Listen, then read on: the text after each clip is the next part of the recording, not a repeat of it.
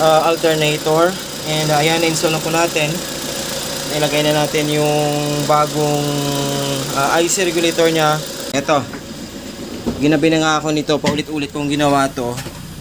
So ito yung problema, lumabas. Yan o. Ako bumili ako online ng bago. Pero yun pa, mas malala pa yung problema. Guys, ayun o. So kung makikita nyo, napakalaki ng pinagbago.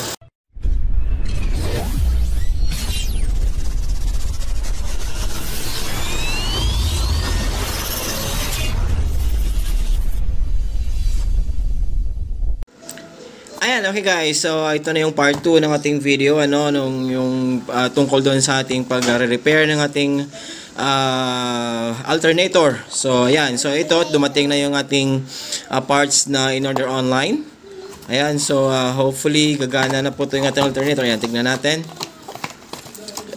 Kararating lang po nito ang ating parts. So ayan, so ito po yun. Ayan, and of course, i-install na natin to. So, pero bagong lahat, kung para sa iyo is nakatulong sa yung video na to, may nakuha kayong konting idea. So, please don't forget to like the video kasi malaking tulong po yan sa aming mga nagbablog. So, please, don't forget to like po and comment. And of course, kung pwedeng i-share nyo rin yung video para marami yung matulungan. So, tara, let's go! Ayan, okay guys, so dito na nga tayo sa engine bay ng ating sasakyan. And of course, dito yung alternator natin. So, para ma-access natin yung alternator, of course, kailangan muna natin tanggalin itong ating power steering pump. So, tatanggalin natin, set aside natin dyan, and saka natin ma-access yung ating alternator. So, yun yung mga kailangan natin tatanggalin muna bago natin ma-access yung alternator natin. So, tara, simulan na natin to. Okay, ayan guys. So, ayan, tanggal na natin yung ating power steering pump. Naset aside na natin. So, ayan, medyo maluwang na. Ma-access na natin yung mga tawag nito, yung bolt or nut ng ating alternator dito. And of course, dun sa ilalim. So, pwede na natin pagtatanggalin to. Okay? Okay guys, so ayan, nagtanggal na rin ako ng gulong guys para mas ma-access natin tong ating alternator. May pagkailangan kasi tayong pagtatanggalin dito. Ito. So pag walang gulong mas maganda. Okay?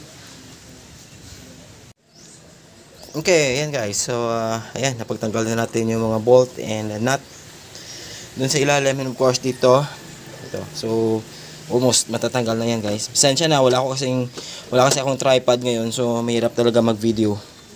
So ito, natanggal na natin. And of course, magpapalit na tayo ng kanyang IC regulator. Okay? Daddy, I got it. Okay, yan guys. So ito, natanggal na nga natin itong ating alternator. So bubuksan natin. Yes.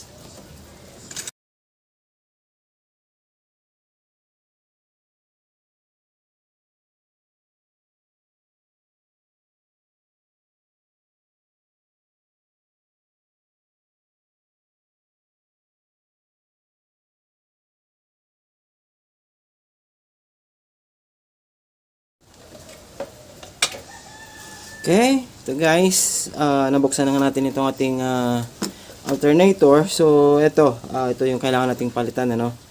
Itong buong IC na to, itong IC regulator na to. So itong kailangan nating tanggalin. So may nakahinang lang naman dyan sa loob, itong dalawang to, ito, and saka ito.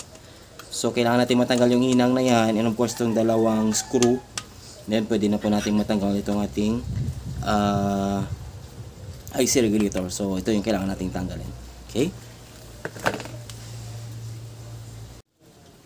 Ayan, so ito yan siya guys. Of course, itong hinang na to, ito. Ito. Ayan, so itong hinang na to, and saka yung hinang na to, ito. Ayan, so ito yung kailangan nating tanggalin para matanggal natin itong ating IC regulator.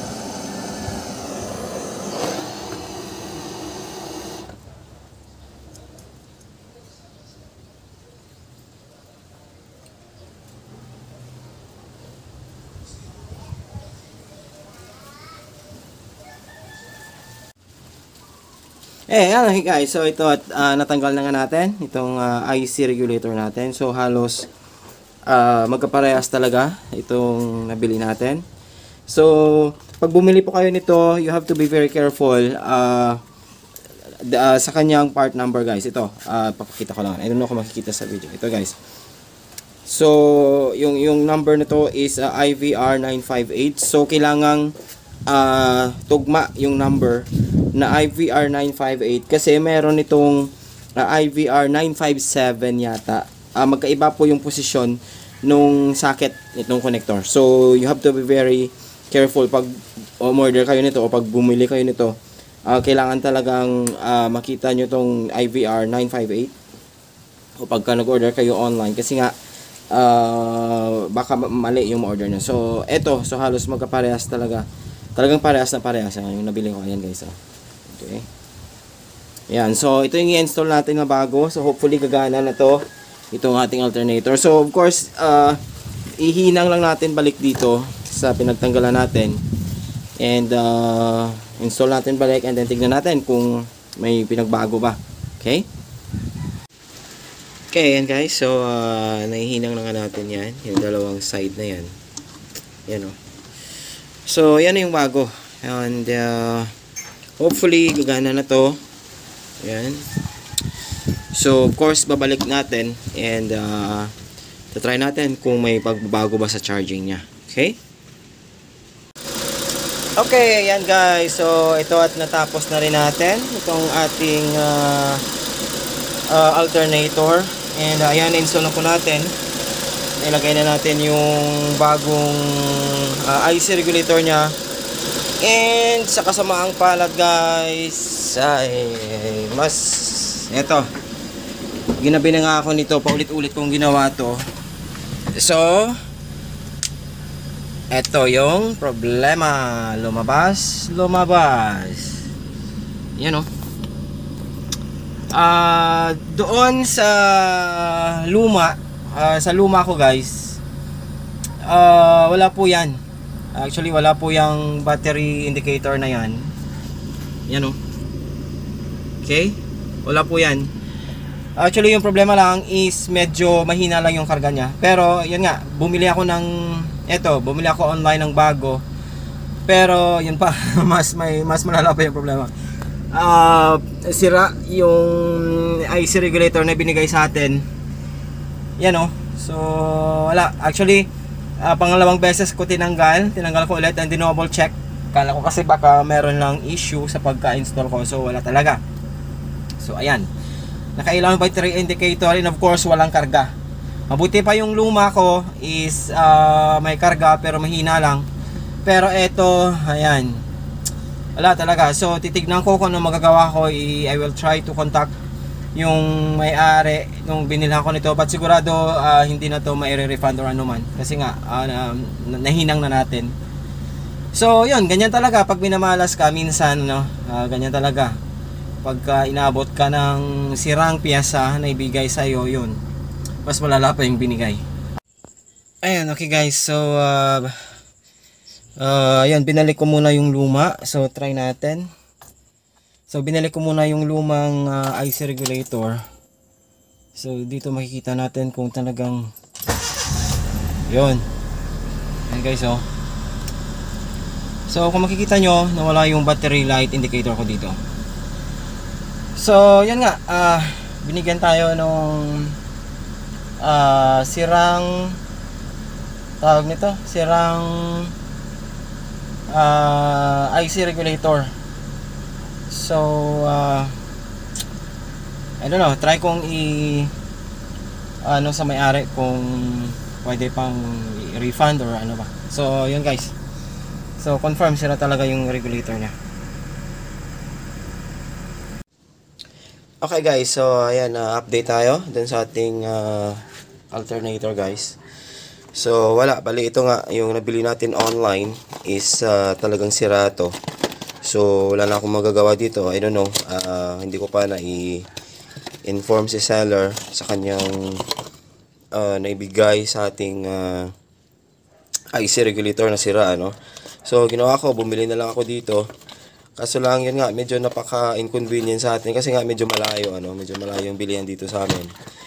So, kaya ako nag-order online. So, ayan, hindi ko na napakita pero ayan, na-install ko na, nailagay ko na doon sa ating alternator. And ito, try natin guys. Try natin kung may pagbabago na ba sa charging niya. So, tara. Naka-ready na rin yung ating tag dito. Ating multimeter. So, let's go. Okay, yan. So, cold starting. Medyo mataas pa yung RPM kasi nga malamig yung sasakyan. Medyo gabi ko na rin natapos na kahapon. So, ngayon lang ako nakapag-video guys, So, eto. Check natin kung ilang voltahe na yung kinakarga niya. Dali Hirap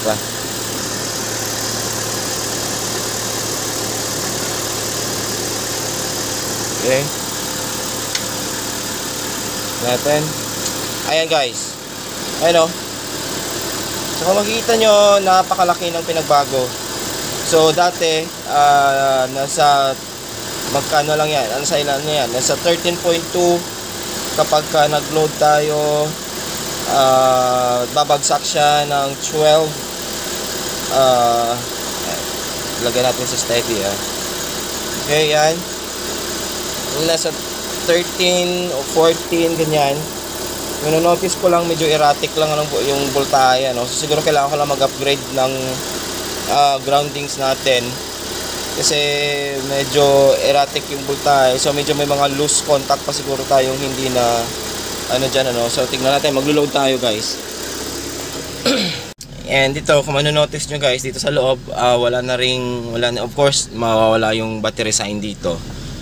And ayan, tignan natin, load tayo ng full blast na aircon and headlight, high na headlight. Ayan. So yun lang, may na-notice ako guys, medyo erratic siya. Parang nagbi-blink yung so ayan guys Ayan. So 13.7, 13.8. Okay. Yan. So, yan na po yung normal na charging talaga ng ating alternator guys. So, yun. Buti naman at okay na. Pero, yun lang. Napagasto tayo ng ganito na walang, minsan ganyan talaga. Yan guys, may load na po yan. Naka full blast aircon. Naka high yung headlight natin. Pero may na-notice lang ako guys, medyo erratic siya. Yan parang nagbi-blink. I don't know, ewan ko. So kailangan ko pang i-check. Siguro may mga loose connection tayo dito. Pero yan guys. Okay, yan guys. So yan nga, at okay na yung ating alternator. Okay na po yung charging niya. And ito lang po yung hindi okay. So minsan talaga makakatagpo tayo ng ganito, makakatagpo talaga tayo ng minsan may mga sirang parts tayo na nabibili. And I don't know, I'm sure siguro hindi na siguro mai-refund or may susoli to.